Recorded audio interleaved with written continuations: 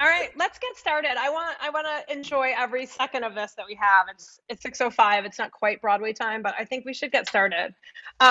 So greetings, welcome. I'm Rachel Dwoskin, and I teach fiction in the program on creative writing. And I want to thank you so much for coming to tonight's Dedmon lecture. The Claire and Emmett Dedmon Visiting Creative Writers Program was generously created with support from Jonathan Dedmon, who we're happy to have with us here tonight. Jonathan is a member of the Humanities Visiting Committee, and this program is in honor of his parents, Claire and Emmett Dedmon. Tonight, we're grateful to have memoirist, novelist, and poet Patricia Lockwood as this year's Dedmon Writer in Residence. Lockwood is a triple plus threat. Her 2017 memoir, Priest Daddy, won the Thurber Prize for American Humor and was a New York Times, Washington Post, Elle Magazine, NPR, and New Yorker Best Book of the Year. Her 2021 debut novel, No One Is Talking About This, was a finalist for the Booker Prize. Her poetry collections include Balloon Pop, Outlaw Black, a New Yorker and Pitchfork pick. Her recent collection, Mother and Father and Homeland Sexuals. Here's my prop. Which was a 2014 New York Times notable book. Lockwood's poetry has shifted the landscape and conversation.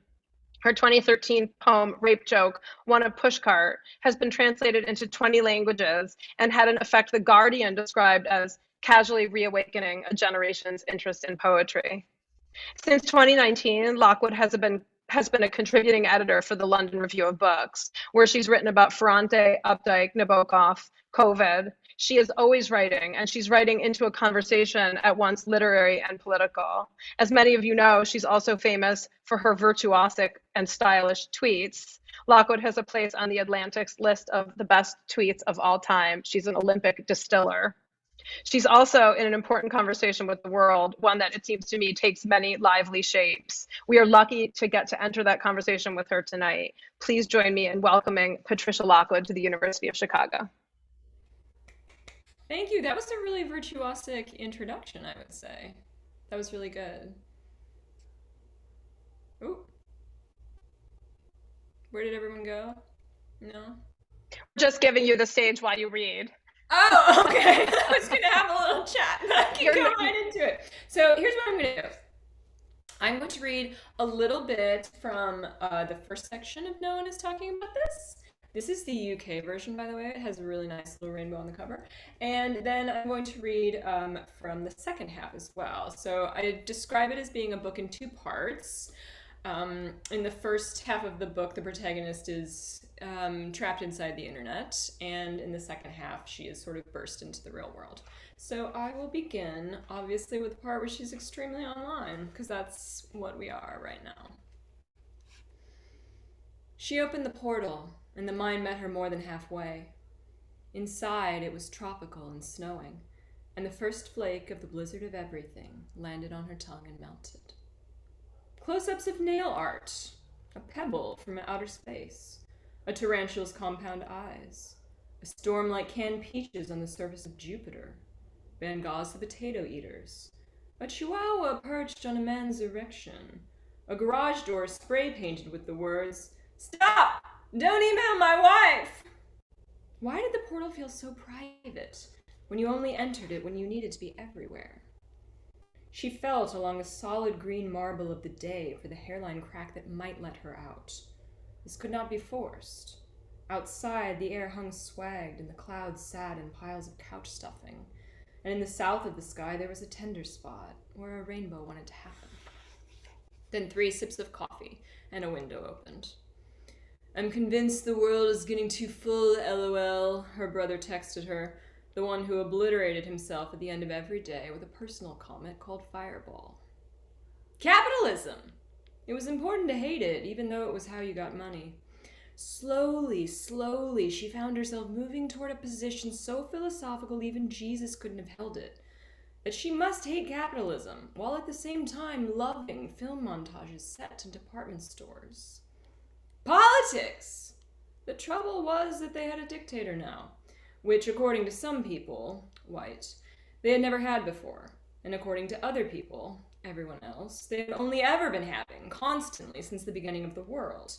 Her stupidity panicked her, as well as the way her voice now sounded when she talked to people who hadn't stopped being stupid yet. The problem was that the dictator was very funny, which had maybe always been true of all dictators. Absurdism, she thought. Suddenly, all those Russian novels where a man turns into a teaspoonful of blackberry jam in a country house began to make sense. What had the beautiful thought been? The bright profundity she had roused herself to write down.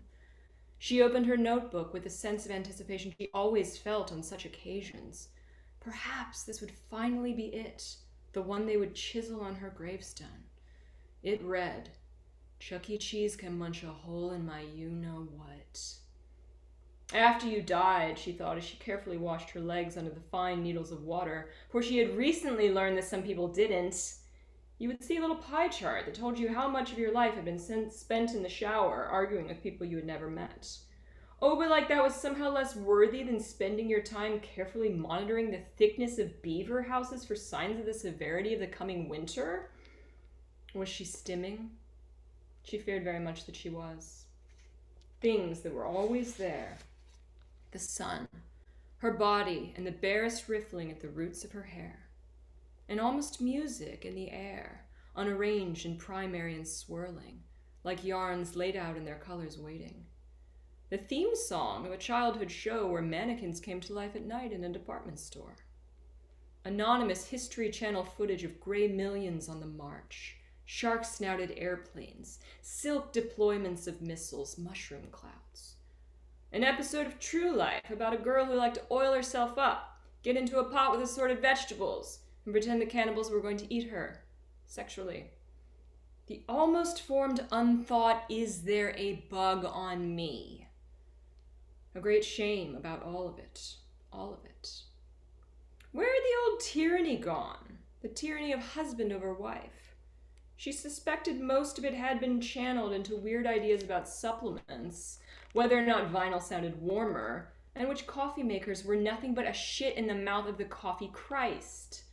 100 years ago, you would have been mining coal and had 14 children all named Jane, she often marveled, as she watched a man stab a finger at his wife in front of the Keurig display.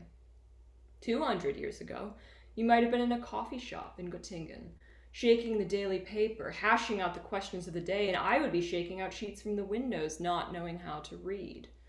But didn't tyranny always feel like the hand of the way things were? It was a mistake to believe that other people were not living as deeply as you were. Besides, you were not even living that deeply. The amount of eavesdropping that was going on was enormous, and the implications not yet known. Other people's diaries streamed around her. Should she be listening, for instance, to the conversations of teenagers? Should she follow with such avidity the compliments that rural sheriffs paid to porn stars, not realizing that other people could see them? What about the threat of women all realizing they had the exact same scar on their knee? "I have that scar too," a white woman piped up, but was swiftly and efficiently shut down, because it was not the same. She had interrupted in usness. The world in which she got that scar was not the same. She lay every morning under an avalanche of details, blissed. Pictures of breakfast in Patagonia, a girl applying her foundation with a hard-boiled egg, a Shiba Inu in Japan leaping from paw to greet its owner, ghostly pale women posting pictures of their bruises, the world pressing closer and closer, the spiderweb of human connection grown so thick it was almost a shimmering and solid silk, and the day still not opening to her. What did it mean that she was allowed to see this? Something in the back of her head hurt. It was her new class consciousness. Every day their attention must turn, like the shine on a school of fish, all at once toward a new person to hate. Sometimes the subject was a war criminal, but other times it was someone who made a heinous substitution in guacamole. It was not so much the hatred she was interested in as the swift attenuation, as if their collective blood had made a decision, as if they were a species that released puffs of poison or black ink in a cloud on the ocean floor. I mean, have you read that article about octopus intelligence? Have you read how octopuses are marching out of the sea and onto dry land in slick and obedient armies? All right, so obviously she's being tortured in this first part. Now in the second half, her entrance into reality. The things she wanted the baby to know seemed small, so small. How it felt to go to a grocery store on vacation, to wake at 3 a.m. and run your whole life through your fingertips. First library card, new lipstick, a toe going numb for 2 months because you wore borrowed shoes to a friend's wedding. Thursday, October. She's like the wind in a dentist's office. Driver's license picture where you look like a killer. Getting your bathing suit back on after you go to the bathroom. Touching a symbol for sound and then touching it again for silence. Playing house in the refrigerator box. Letting a match burn down to the fingerprints. One hand in the Scrabble bag and then I-O-U-E-A. Eyes racing to the end of Viet. Skip the parts about the Cretans, sweetheart. Hamburger wrappers on a road trip. The twist of a heavy red apple in an orchard. Word on the tip of the tongue. The portal, but just for a minute. The flick of Joseph Campbell's 2 long fingernails in The Power of Myth, as he speaks of the creeper that climbed the coconut tree in his house in Hawaii, how the creeper knew where to go and where to turn its leaves, how it had a form of consciousness. I began to feel more and more that the whole world is conscious, that these are the eyes of the earth, and this is the voice of the earth. If all this was thinking, then what was the head? If you were gone from it for a little while and then returned and no longer belonged, what was it? A brain, a language, a place, a time? Oh, my information. Oh, my everything I never knew I needed to know. Far away now, her sister texted. I think she's hearing rain for the very first time. The first flake of the snow of everything, now wild and warm. Thursday in the rain, October in the rain, twist of a heavy red apple, word on the tip of the tongue, grain by green glass grain, and all of it until it ran out. And I primed for reading will also read an image. CaucasianBlink.gif. So her eye read the images her sister sent of the baby, left to right, first toe in the bath, Russian novels that no one would ever write, sprawling epics that covered every inch of the human experience, zoom in, zoom in, zoom in. The beautiful eyes, yes, were getting bigger.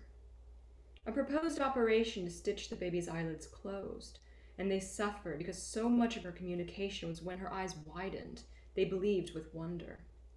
But on the morning of the procedure, the anesthesiologist shone a light into the dolphin blue depths, listened to the dragging tides of her breathing, and said he wouldn't. If it were his daughter, he just wouldn't do it. They all dreamed about her. In their dreams, she crawled, ate grapes, sang nursery rhymes. In their dreams, her overgrowth syndrome shot her past other people and made her powerful, and she moved among them with the use of ingenious wheels, extenders, whiz-bang devices. She held up her own head. She slept like other people. Above all, she spoke to them in a high-pitched, otherworldly voice.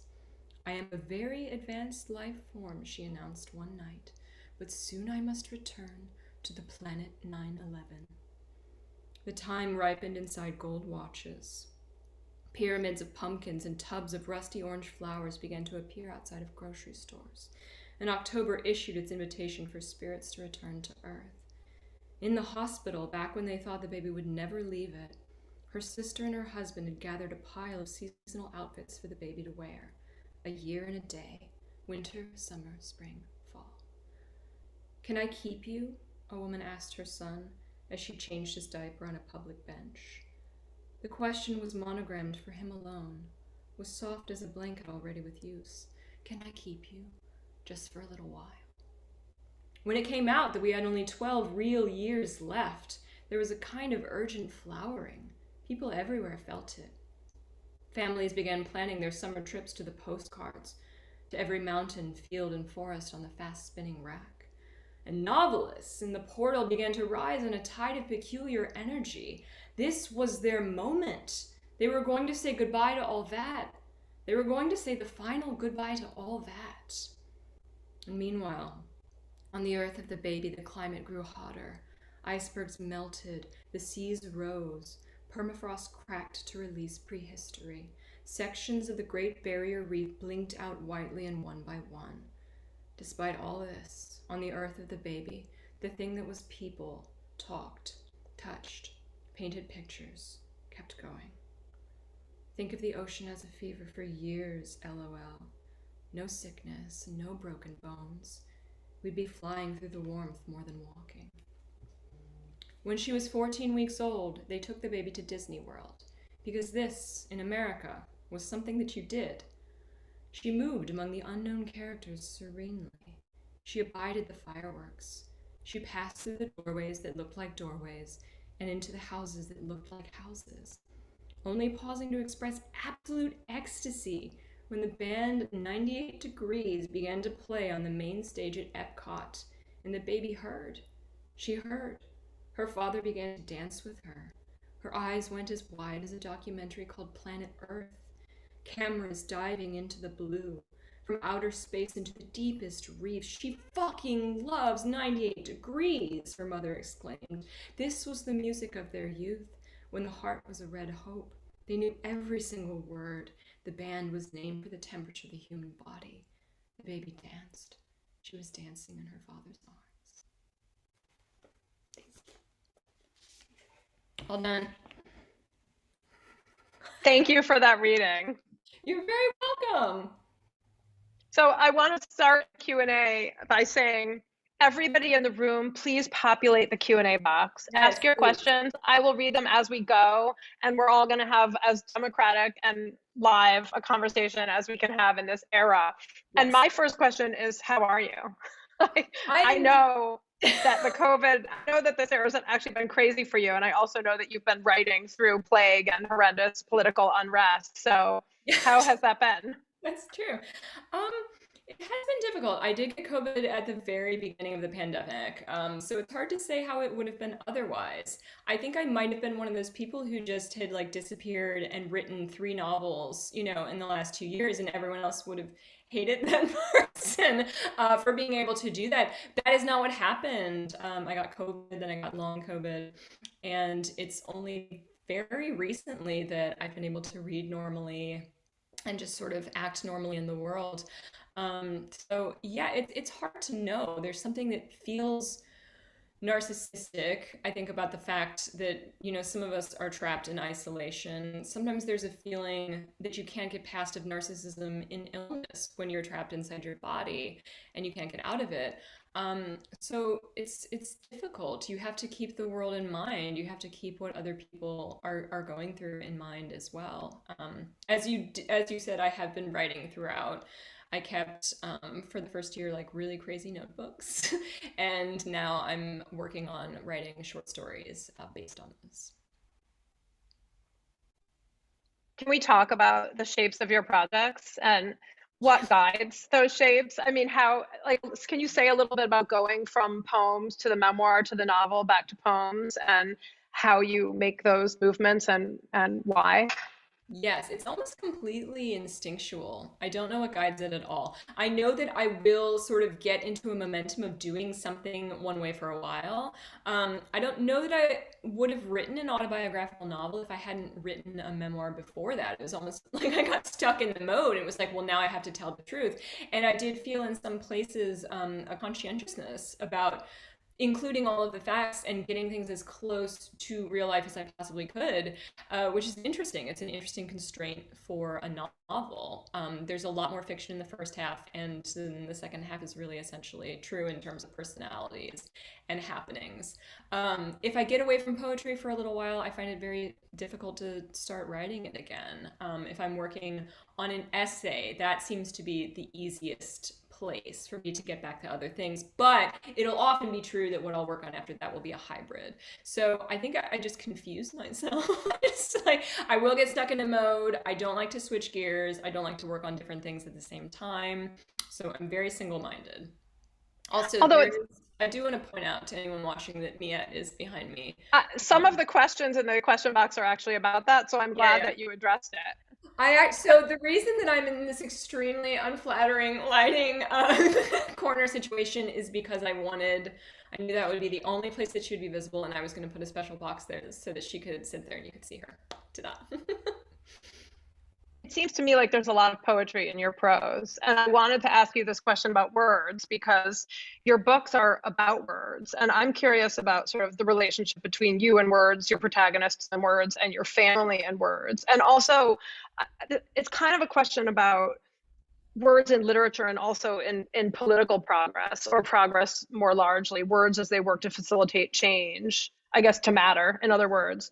And I think about the moments when you're always asking in all your books, about what the terms are for things and sort of who gets to say. Like there are those funny moments in your memoir about, is a hat, or Beretta is a pom pom, or a Toft is soda or pop. Should normalizing be a word at all? If you don't call a baby's feeding tube his cheeseburgers, the feeding tube wins. Um, and I feel like in all of your work, these kind of very granular considerations accrue into larger questions about, faith, belief, love, forgiveness, grief, power, freedom. So I wonder, like, how do you make the language in your work do the work you want it to do, and what work do you want it to do? Like, what are you asking the words to do, and how do you pick them? So language is my natural element. So it's almost never a question of what word am I going to choose. They're the ones that are right to hand. But I have been described by the writer Luke Denny Blue as a dissociated writer, and I think that that is correct. So I have my language, my natural element, the thing that I swim in, and what I'm looking around at is what is very confusing to me. That's what puts me out of my body. I don't understand human systems. I mostly don't understand human behavior, which is not a great trait for a novelist. But I'm looking around most of the time thinking, what the fuck is going on? So then it's a question of how do I take my natural element, the thing that is my facility, my fluency, and apply it to these things that I do not understand. And so what I did in this book, what I do to a certain extent in Priest Daddy as well, and in my poetry, is to look for where language becomes received. I call it where it gets crunchy. So we're like normalized has become crunchy, like it's not itself anymore. I described in the book as being like a celebrity who will know, like they can no longer go out to lunch normally again. They can't eat a Cobb salad without like the flash bulbs going off all around them. They're upright in the knowledge not just of what they are, but what other people see them as, what other people think they are. So I'm looking for those places, and that's what I'm trying to enshrine, because I think that those are things that can pass by fairly quickly, that we can just start to use the words and not really consider them. I think that I try to set down the things that seem strange to me. That reminds me of a question that you ask yourself when you're writing about Ferrante. Why conquer the diagrams of living if they're illusions? Why achieve victory over arbitrary systems if they're nonsense? I Is there mean, an is there an answer? it's pretty, especially in the last page of that, I really go off. So the Ferrante essay, interestingly, was probably my craziest. So here's what was happening to me when I was working on the Nabokov and I was working on the Ferrante. I couldn't read normally, so I had to read everything 3, 4 times, and the meaning never synced up actually to my visual experience. So I was moving my eyes along a line of text, and I was not experiencing what those words meant at the same time. That makes it really difficult to write about books. It was very, very hard. So I think that my writing became even a little bit more dissociated and more, what am I looking at? What am I dealing with here? But Ferrante is the ultimate dissociated writer. I mean, through Lila, that is what she is talking about. And Lila is a sort of container that moves through time, and she never feels that she is holding together, because what she's having to hold together is history. History is flowing through Lila, and of course it's threatening to break her apart.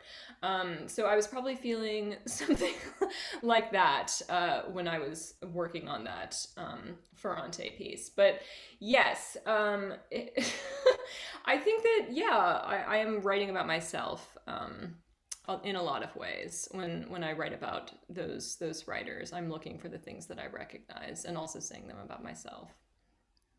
I feel like that's also, I mean, dissociation, yeah, and also just writing about questions, Yeah. or writing into wonder or something. I mean, we often talk here about Baldwin's beautiful interview for The Art of Fiction in Paris Review in 1984, where he's talking about the difference between preaching and writing. And he essentially says, when you're preaching, the thing. You're at the pulpit having reached a conclusion, which you're going to convey to your congregants. And when you're writing, you're actually trying to figure out something that you don't even want to know. It's not just that you don't know it and that you're following curiosity or wonder or difficulty, but something compels you that isn't necessarily something you want to embrace or to follow. But one of the things I found so lovely and sort of hopeful, I'm also looking for optimism these days in literature and politics. And I like your description of the way that Ferrante keeps you company or Yeah. kept you company during, I think it's during the insurrection, right? Uh, Yeah. and or during, I guess it's during the election. It's before that. I've got It my was all political. throughout that. I was working on I was reading her at that point. Luckily what I was doing, like when I couldn't read, was I was trying to work on things that I had already read. So there was Yeah. one of her like big novels I had not read. And if you look at that now, it's like every single line is highlighted, just me trying to understand, what is happening, like every single line. Yeah, but she was with me. I mean, and you are able to think through other writers when you can't think for yourself. You're sometimes able to work through them when you can't work for yourself. And just remembering that people have throughout history existed in volatility. I don't know how much hope Ferrante offers.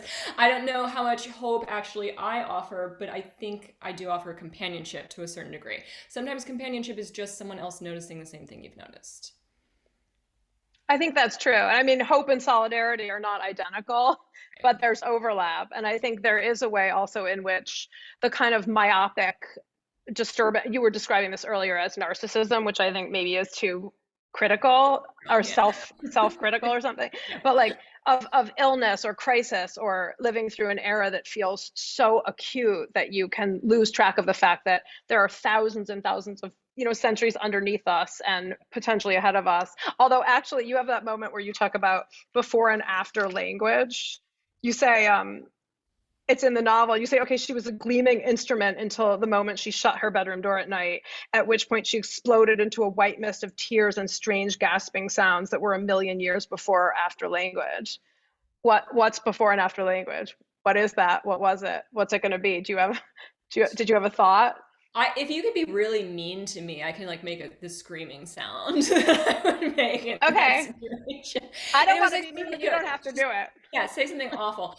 In reality, what was going on at the same time, my grandmother was also dying at the same time as I was taking care of my niece.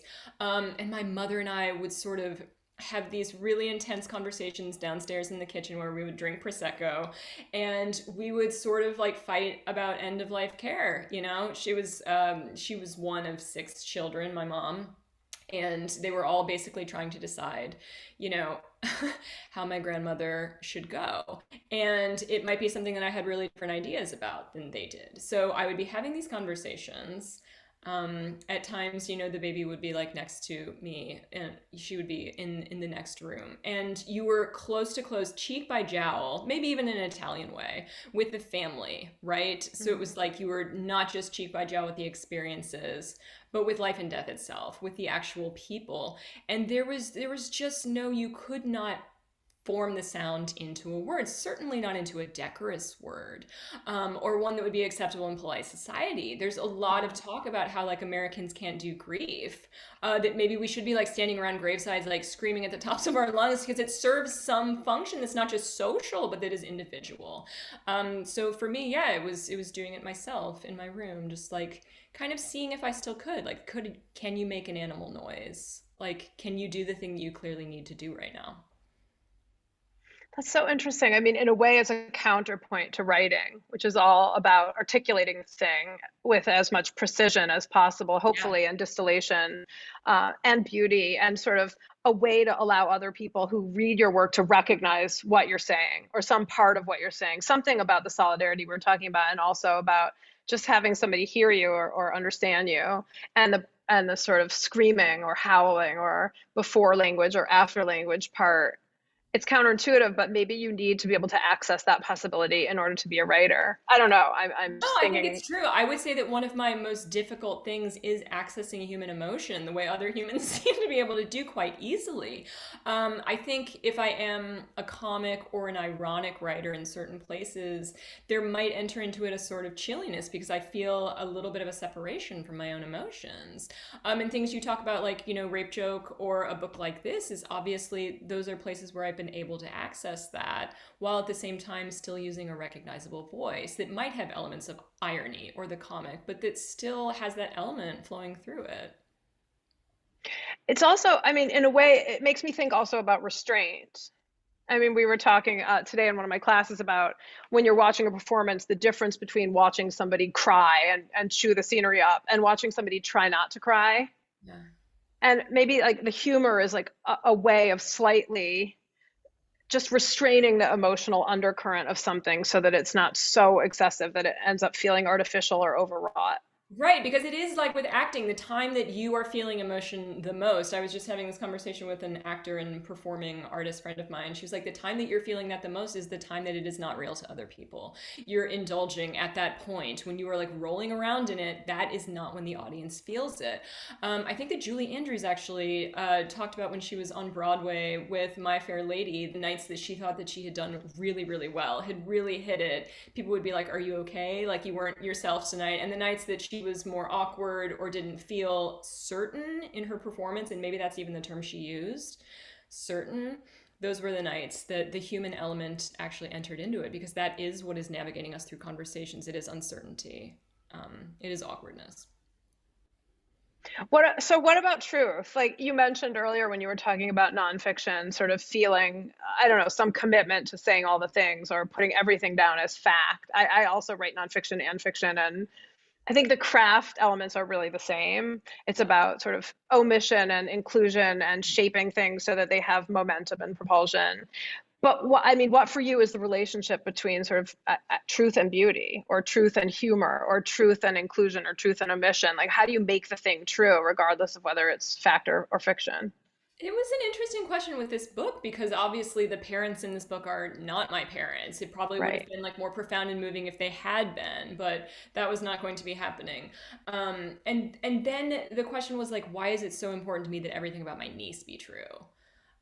Did I not represent her experience with some idea of mine about her? So it comes in, I think, with other people. If I had put my parents in as my parents, I would have had to extend that to them too. And that was not something I could do because I needed to represent some truth about them, like poetically, lyrically, Yeah. by not telling the truth about them, by making the dad a cop, right? Or like making the mom have a drinking problem. Those things are not actually true, but it represents something about their characters that I can get to the truth with. But I don't know. It really is something that I have to ask myself with each thing. And there's something again about me as a child, like a little Catholic kid who like cried in the confessional, that like I don't know when I should feel free to be loose with the truth. And I don't know when it's okay, that I don't have to tell everything. So part of that is just in me. And then two, the ultimate question with this is like, how does it get to be a novel? Like, why is it a novel even without those little lies? And it's what you talk about. It is like craft and its arrangement. Yeah. It's the shaping of it that makes it ultimately into something that is not memoir, that's not nonfiction. Yeah. I mean, I have deep distrust of any narrative that pretends to have an unambiguous moral truth Right. or bent to it. Okay, so Ethan is asking in the question box, are you writing fiction that's explicitly about the pandemic, and why, if you are, and if not, why not? So I've seen a lot of people talking about this on Twitter. They're like, don't like set shows during it. Don't like have people in masks. Don't write stories about it. Don't write novels about it. Don't do this. Don't do that.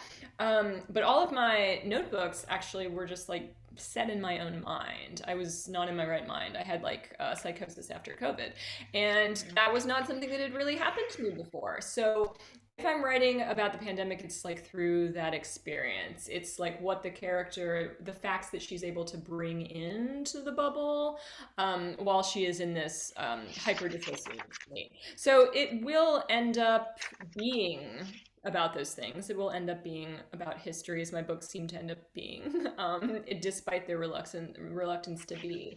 But yeah, it's not it's not like, then she walked to the corner store, carefully adjusting her, like her mask on her face. It's going to enter in a much more deranged way, which is good for me, I think. Can you talk more about minds? Your mind, all our minds, and the internet. I mean, when I was reading your books, I was wondering what you would say to the question, what's the relationship between a mind and a self and a body and a life?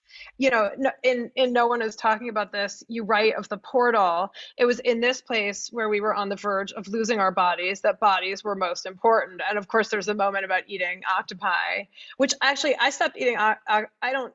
I After can't eat that? octopi because no, it was actually years ago. I saw a video of an octopus finding that it was trapped on a boat and having a human panic and then strategizing and escaping. And I could never eat it again. So I felt tremendous sympathy for this moment.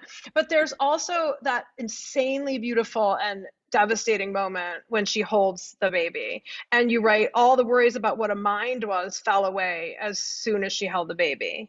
And then to me, there's some relationship between that idea and the fact that, like, when the baby is gone, the baby is also not gone.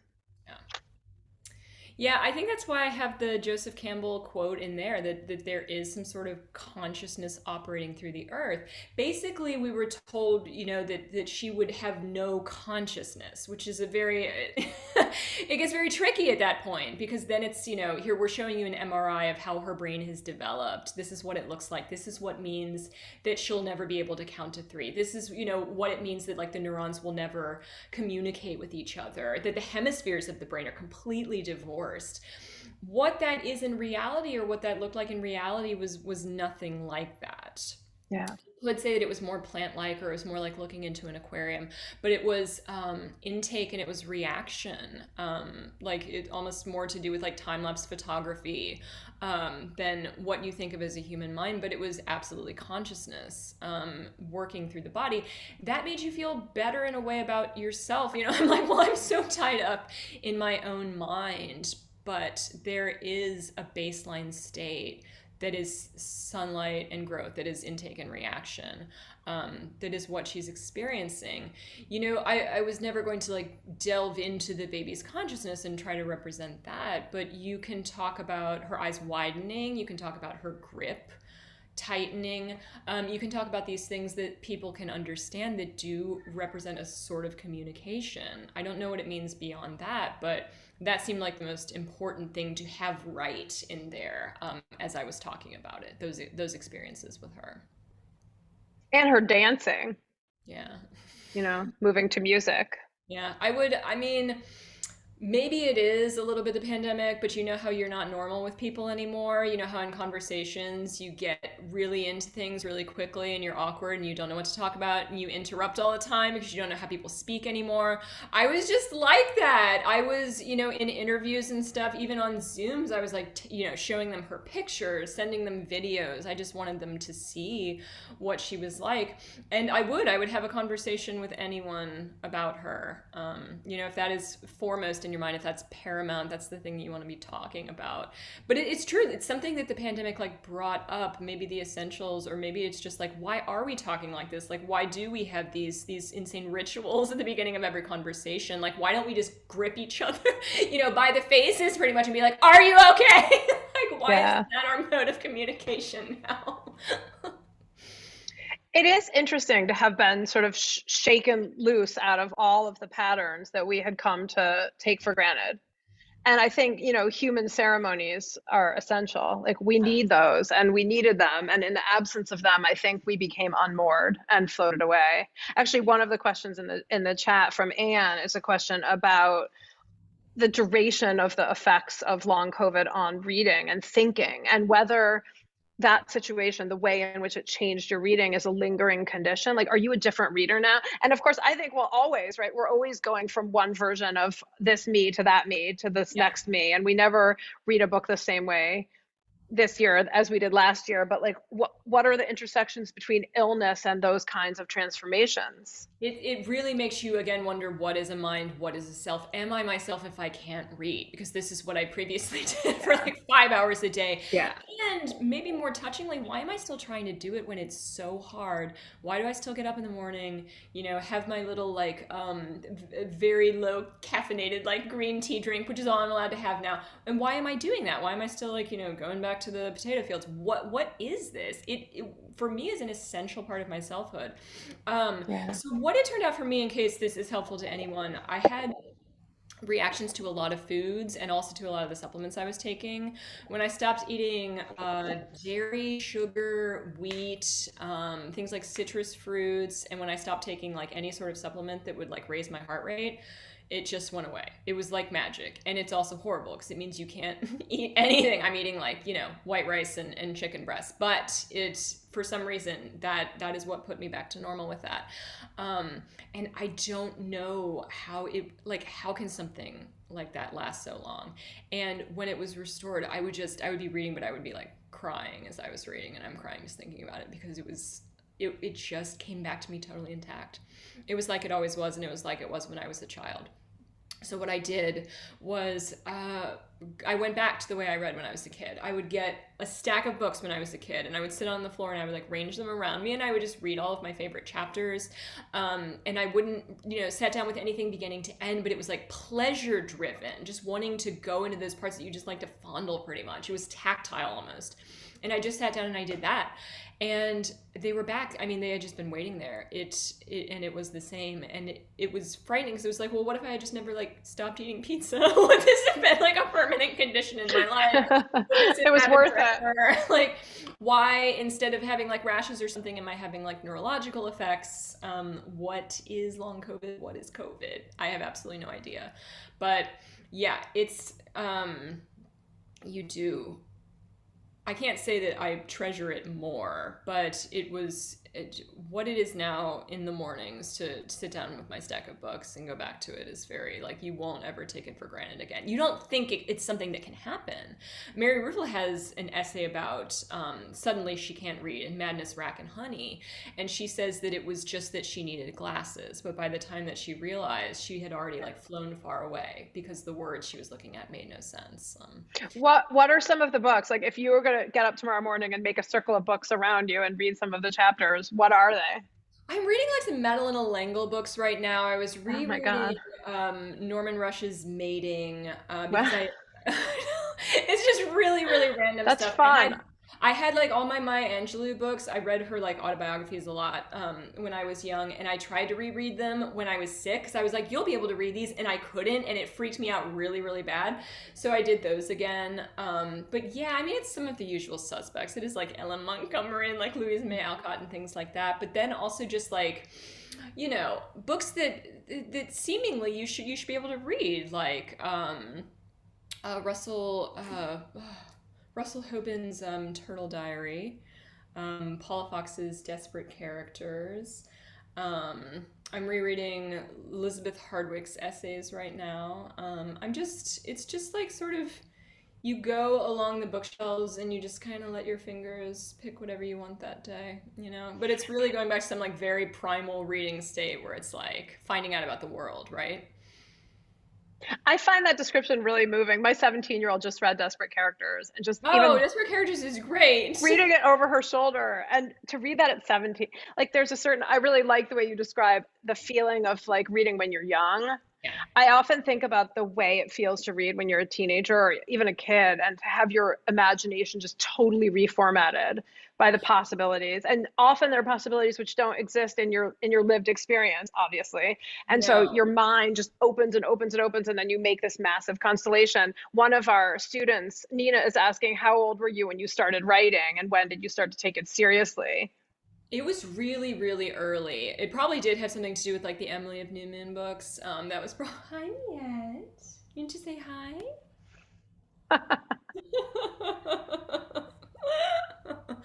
Very special audience getting to see that. It's a silver Um, lining, a Zoom silver lining.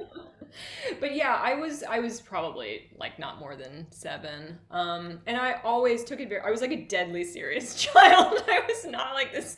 It was weird because I didn't get funny until I was about in 7th grade when I went to a new school, and it was like a rich school. And I looked around me really fast and I was like, I can't catch up. And that's when I got funny. I just got funny really fast like that. And it was like, this is how you catch up because you don't have what any of these people have. You don't know how to do pre-algebra. You can't do any of this. So you get funny. But before that, I was like, I guess I was a sweet kid, and I took everything that people told me really seriously, and I took myself really seriously. So if I was interested in writing, and if I had these ecstatic feelings that maybe had their ultimate source in religion, but that I noticed also came from this place. Yeah, it was not going to be something that I laughed at or took lightly. Then it was like my chosen career. That's like what I what I chose for my. Although at one point I did also want to be a person who did voices for cartoon characters, which I didn't even like know what it was called. But I was like, there's two things I could be. I could be a writer, or I could be a person who does voices for cartoon characters. There's still time, and I don't see why you can't do both. Those don't seem mutually exclusive to me. But your thing about humor and kind of social engineering or strategizing or compensating with humor and also being sweet and sincere reminds me of our next question, which is Oh, about it's about Twitter and sincerity and like what do you I mean I think of your Twitter career as something about humor, about these kind of an unbelievably particular constraint yeah. and how to use that constraint to be extremely funny or extremely quick or to connect to other people's senses of like what's funny or what's weird or what connects people. Adam's asking, what do you think about Twitter and social media and sincerity, as well as sincerity in general? Um, there's a I sense in no one is talking about this that most of the stances, political, literary, and otherwise, that we post on Twitter are held insincerely. There's this complicated dance of realness and fakeness with anything we say on social media. So I don't believe that they're held insincerely at all. It's sort of like when you in your room feel yourself to be like very pure and holy and held in your convictions, and then you get into a conversation with other people, and suddenly you're not acting like what you feel that you are. That to Yeah. me is maybe the thing that happens on Twitter, where things that are sincere for some reason are have to be channeled through this like insincere or sometimes posturing language. I wouldn't agree necessarily about all of the political things because I think that like that is kind of one of the things that Twitter does well. Even Facebook kind of does organizing well. Um, but yeah, there's something that is present there or maybe something that's not present that you don't feel in real conversations with other people. You don't talk to them the same way.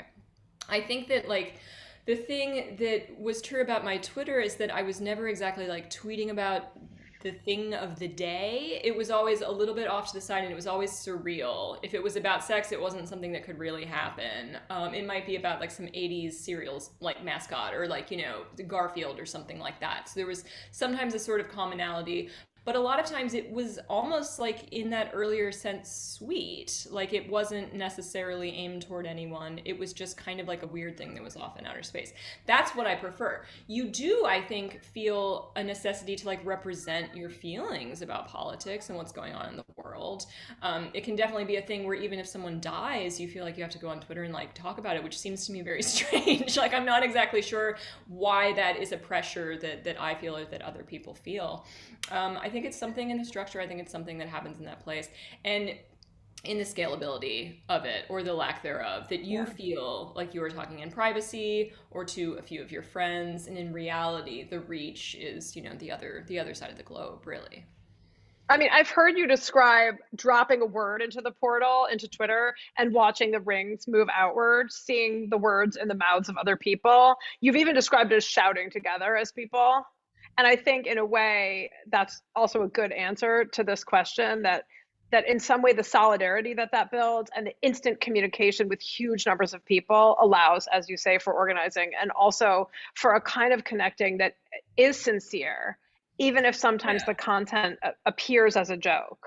Yeah, I think that that is true. And I think that sometimes it's like people just can't, they're not tuned to the frequency. They can't tell that you actually are being really sincere.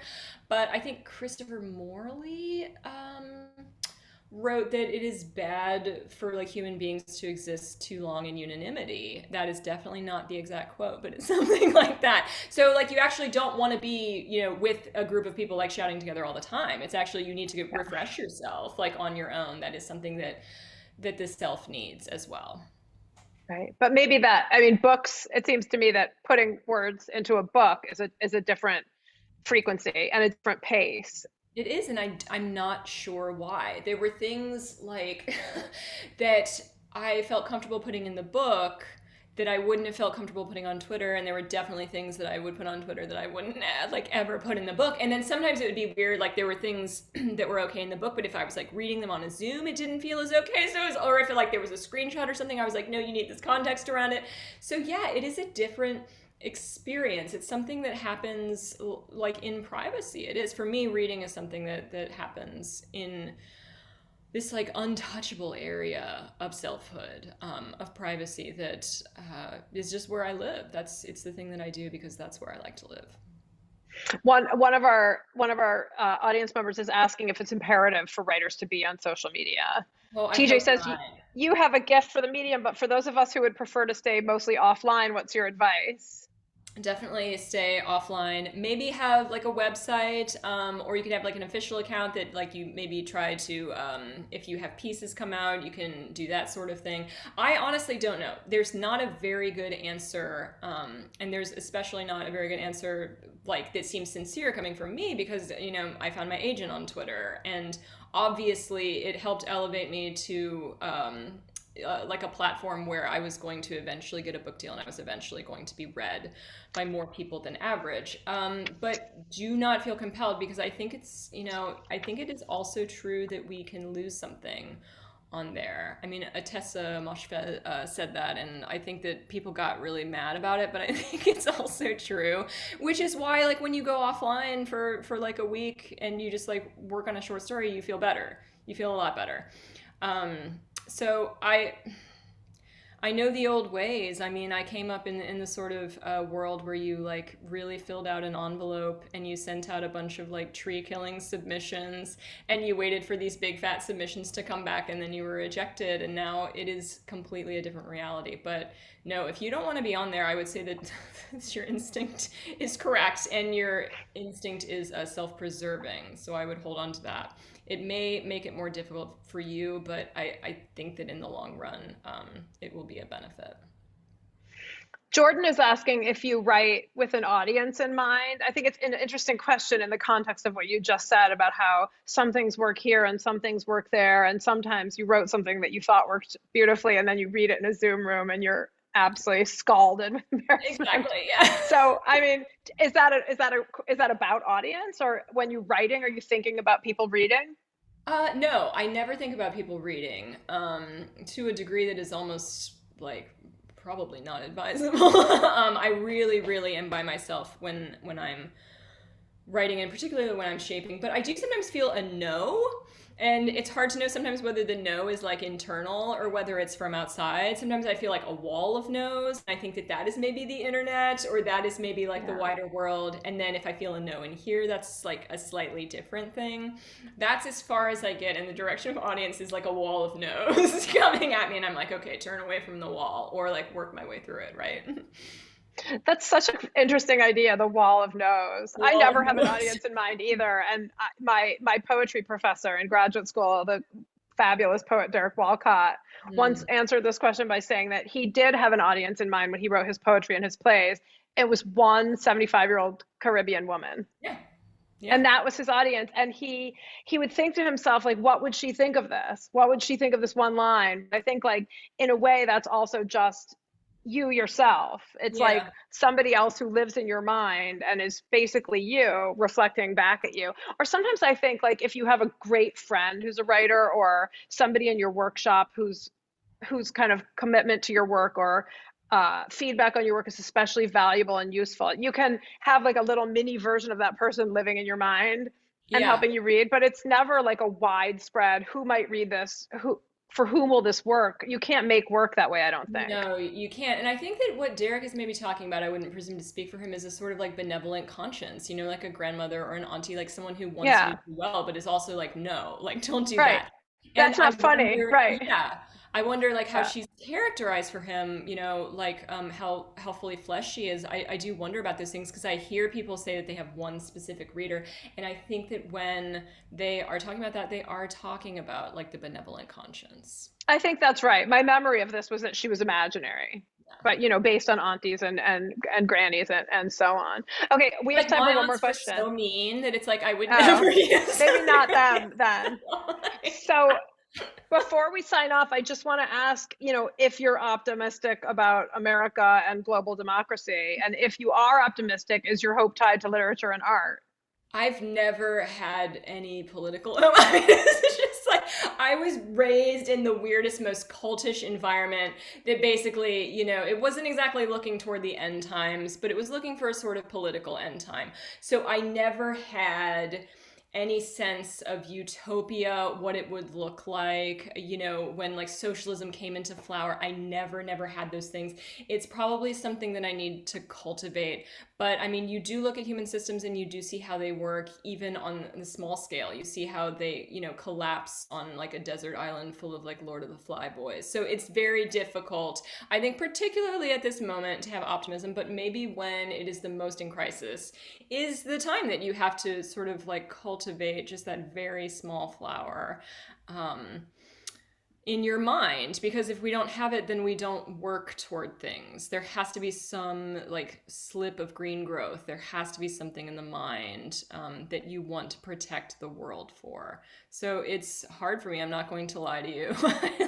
I don't have a whole lot of hope, no, but I do think that is important, that you need to have something that you want to protect the world for, that small living green thing. That was a beautiful answer. It seems to me that your poems often end on a small living green thing, and that your novel ends that way, and that your memoir ends that way. So I can see that inhalation at the ends of your works. Thank you so much for Thank you coming for to having Chicago me. tonight. Oh, I really wish that I could have been there in person. And again, I'm sorry that it's like very spooky from the lamp directly above me, but you did get to see the sweetest angel on earth, Miette, as the benevolent conscience herself, looking at all of us and probably like knowing a political way forward far better Maybe. than we will ever do. Thank you for your frank and generous answers, and Thank for you. for visiting with us. And we'll see you tomorrow for your Yes, craft talk at noon. I'm really yes. looking forward. I'm very excited. Yes, I'll be talking about Kafka. Bow. Thanks, everybody. Good Thanks. Bye.